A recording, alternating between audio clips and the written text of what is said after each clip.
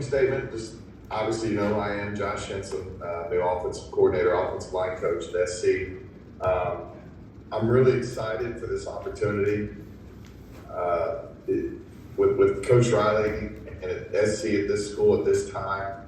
I think it's a wonderful time to be here. It's the right time to be here. And as you can already tell, with some momentum in recruiting and some of the things that are going on with our program currently, I just feel that the future is very bright, and that SC is going to be a place where a lot of great players are going to want to come, throw their hat in the ring and go to work. And so I'm excited to be here, basically doing the same thing that those players are doing, and that's just trying to get on a great team under a great coach and go win games. All right, does anybody have questions?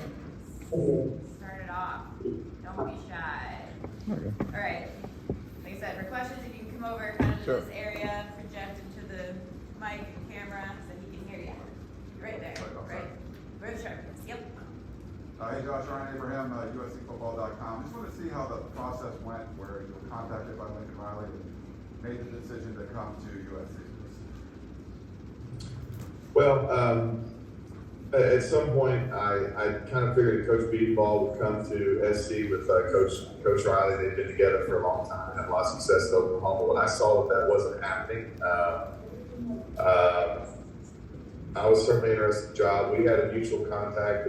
Coach Grinch and I worked together for 2 or 3 years at Missouri, and so things just took from there. Then there were several conversations on the phone between Coach Riley and I, and obviously there's always business sides to these negotiations, but those things all worked out, but more importantly than that, it was talking about the opportunity of USC, the timing of this job at this time and right now, and all those things to me were super attractive. It was very attractive to me too, because I heard what kind of man that Coach Riley is, and the kind of the character that he has, the way he runs his program, the culture that he builds, and I wanted to come be a part of that. And obviously, it's kind of fun to be in the room with him also and get into his mind when it comes to offense. And so all those things are very attractive to me, and combine that with 76-degree weather, I was like, I'm in. Hey Coach, Mark Culkin, WeAreSC.com. So you come from the SEC footprint, recruiting offensive lineman down there comes fairly easy. How do you shift gears and say, all right guys, I'm out here in the Pac-12 now, come follow me and let me coach you up out there?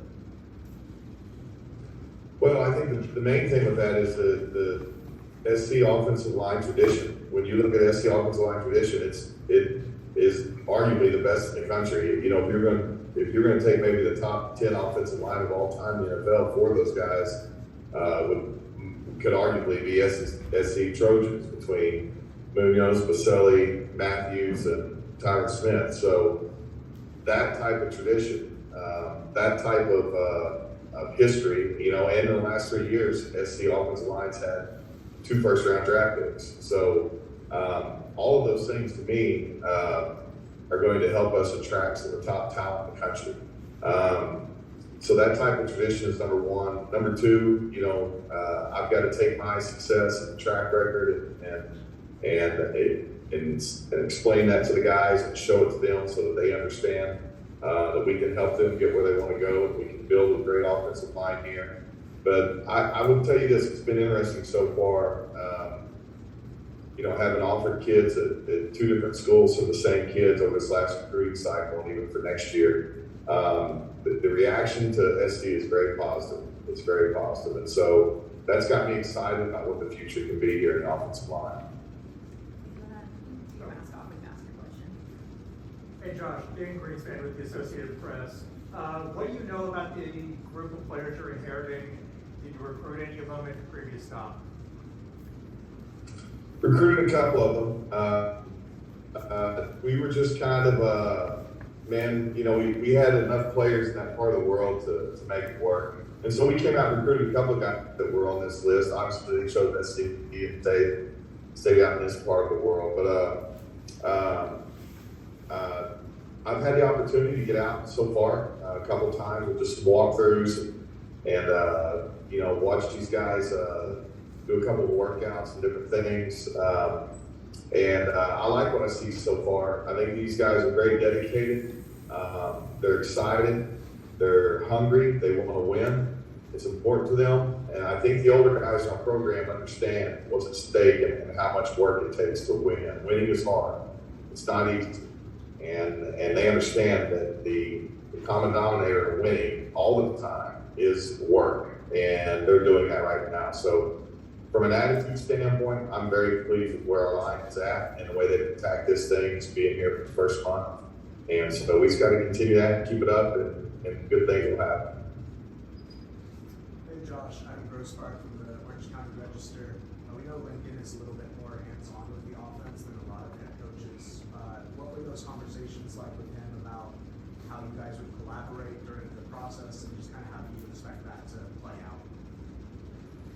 Well, number one, Coach Riley is the play caller, and the play caller's vision is always going to be the vision for the offense. So my job is to support him. It's to bring some new ideas, maybe some new thoughts, present those, and maybe some supplemental things that I think can make the offense better. But that's a secondary role. My primary role is just to support Coach Riley, make sure that the things we're doing, be there to double check, make sure the things we're doing are going to give us the best chance for success, and then obviously it's always a collaborative effort. Coach Riley said that yesterday, and it is. I've had a great time so far being in the room with him talking football over the last month, and it is a collaborative effort. And there's a lot of great ideas in there. But right now, what we're really doing is I'm learning his mind. I'm learning his way of thinking about offensive football. And then after we get through these first couple of months, then we can kind of start maybe talking about some different things. But right now, my primary job is to learn his offense, learn his way of thinking, and then support that the best way possible. Coach Eric McKinney from WeAreSC.com. What do you look for kind of first in an offensive lineman? What do you stress in your position room?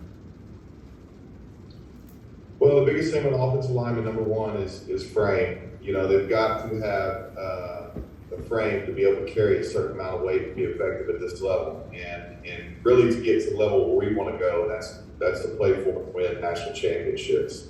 And so guys can be underweight, but they can't be undersized. Their frame can't be too small to eventually carry that weight. Now, in a perfect world, you're finding guys that are athletic and they have the weight and the frame, it's all there.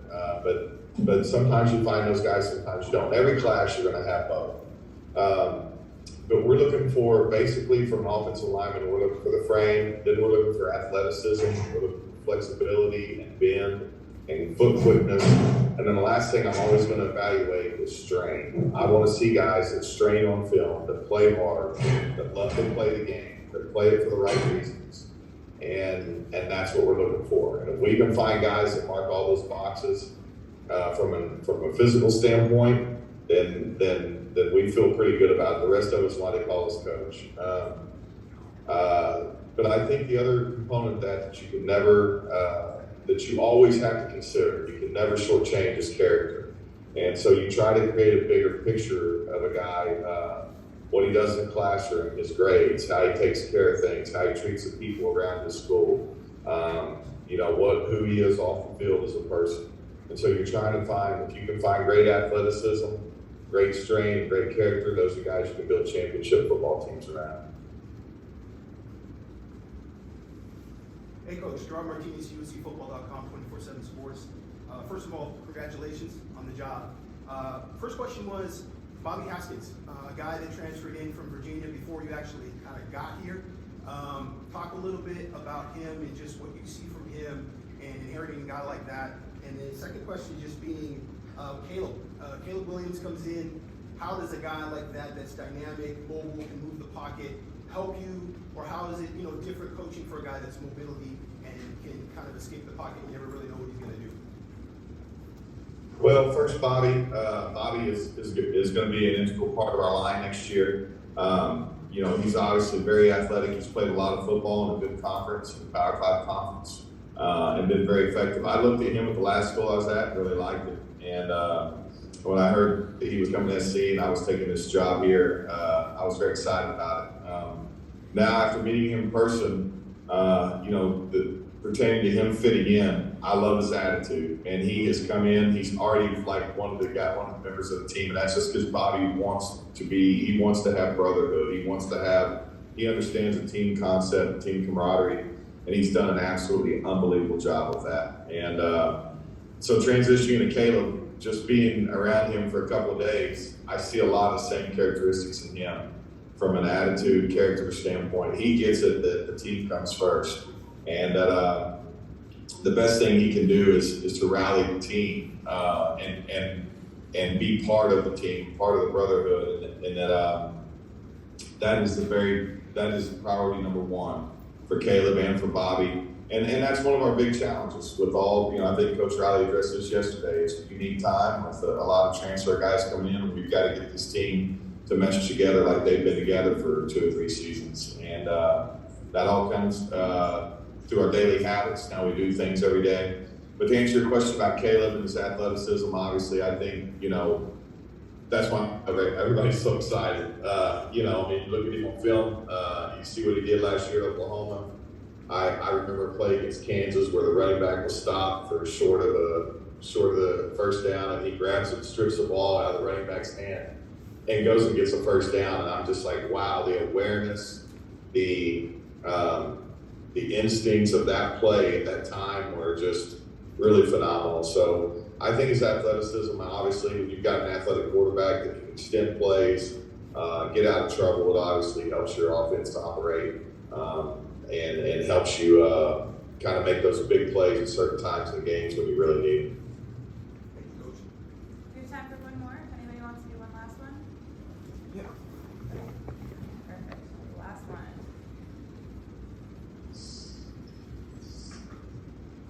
Hey Josh, Adam from the Orange County Register again.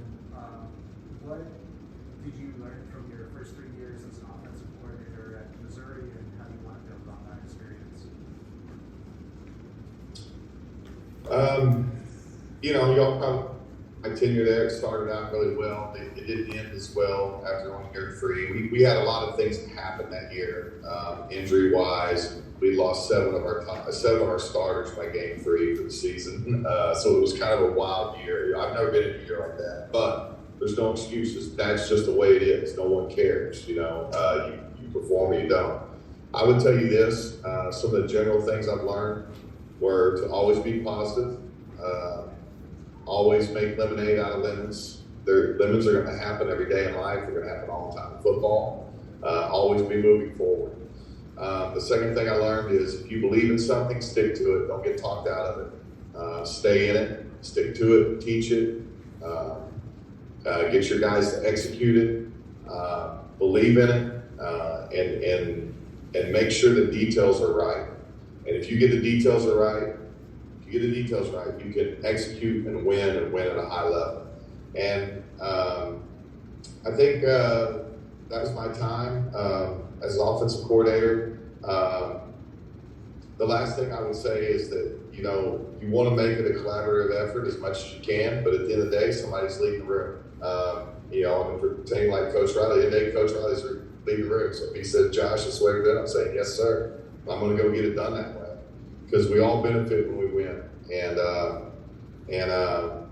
And so I think the leadership component of that, and I've really enjoyed that out of Coach Riley so far. I've enjoyed being around that. I can feel that little, that kind of intensity to his personality. So I think he understands that and knows it. He's got a really nice balance between collaboration and leading. And so to me, that's what it's all about when you're the guy in charge. And some of those things I learned as an OC, and I look back and say, man, I could have bet see Coach Riley doing really, really well. So it's got me excited about the future. Perfect. Thank you so much, Coach. Thank you for joining us via Zoom. Thank you. All right, guys, I couldn't be there in person, and I look forward to meeting all of you.